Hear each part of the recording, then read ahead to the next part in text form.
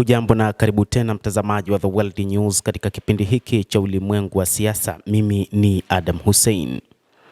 Ukraine imefanya mashambulizi huko Kherson katika sikukuu ya mwaka mpya na imeua zaidi ya watu 24. Mamlaka zilizowekwa na Urusi katika eneo la Kherson nchini Ukraine zimesema zaidi ya watu 24 wameuawa baada ya shambulio la drone kupiga katika sherehe za mkesha wa mwaka mpya katika kijiji cha Horli kilichopo pwani ya Bahari Nyeusi. Kiongozi wa utawala unaoungwa mkono na Urusi katika mkoa wa Kherson, Vladimir Saldo, amesema drone 3 zilipiga mgahawa uliokuwa umejaa watu na kusababisha vifo vya zaidi ya watu 24 pamoja na majeruhi wasiopungua 25. Wizara ya mambo ya kigeni ya Urusi ilitaja tukio hilo kuwa shambulizi la kigaidi, huku ikisema Rais Vladimir Putin amearifiwa juu ya shambulizi hilo. Hata hivyo, jeshi la Ukraine limekanusha madai hayo, likiyataja kama upotoshaji wa taarifa na kusisitiza kuwa linashambulia malengo ya kijeshi pekee kwa mujibu wa sheria za kimataifa, huku Rais wa Ukraine Volodymyr Zelensky akikaa kimya kutotoa kauli yoyote ya moja kwa moja kuhusu tukio hilo. Wakati huo huo, Urusi na Ukraine zimeripoti mashambulizi makubwa ya drone pande zote mbili katika ishara ya kuendeleza kwa mapigano makali karibu miaka 4 tangu Urusi ilipoanzisha operation maalum ya kijeshi dhidi ya Ukraine. Rais Putin amepelekewa taarifa hiyo na amepokea taarifa kwa njia ya simu kutoka kwa gavana Vladimir Saldo kuhusu hali kufuatia shambulizi hilo la kigaidi la jeshi la Ukraine na kuhusu maendeleo ya uchunguzi.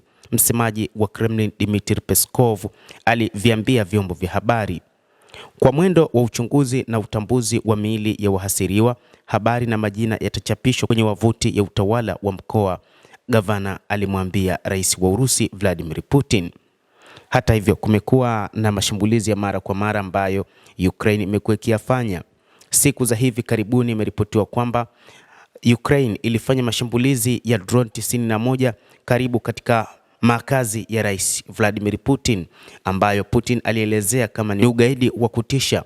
Na hii pia, kwa mujibu wa wachambuzi wa mambo, wanadai kwamba pengine Urusi huenda ikajibu mapigo makali kutokana na mashambulizi hayo. Hata hivyo, inadaiwa kwamba mataifa magharibi yanahusika moja kwa moja juu ya mashambulizi ya drone karibu na makazi ya Rais Putin, na hii ni mara ya pili tangu kuanza kwa operesheni maalum ya kijeshi nchini Ukraine ambayo imedumu kwa miaka 4. Ukraine iliwahi kufanya shambulizi katika ikulu ya Kremlin licha ya kwamba shambulizi hili lilidunguliwa kwa mifumo ya kielektroniki ya ulinzi wa anga iliyopo katika eneo hilo la ikulu, ambapo hakukuwa na madhara yoyote yaliyotokea.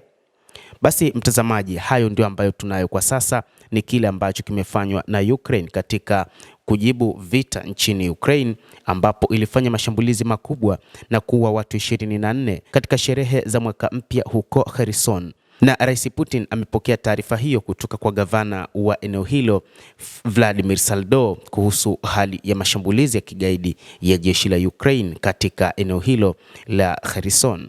Endelea kutufuatilia mtazamaji, na nikusihi usisahau kulike, usisahau kucomment, kadhalika na kusubscribe channel yetu hii ili upate habari hizi kwa mapana kupitia hapa The World News. Jina langu ni Adam Hussein. Endelea kuwa nasi wakati wote. Endelea kutufuatilia ili uweze kufahamu mengi yanayojiri katika ulimwengu hapa The World News.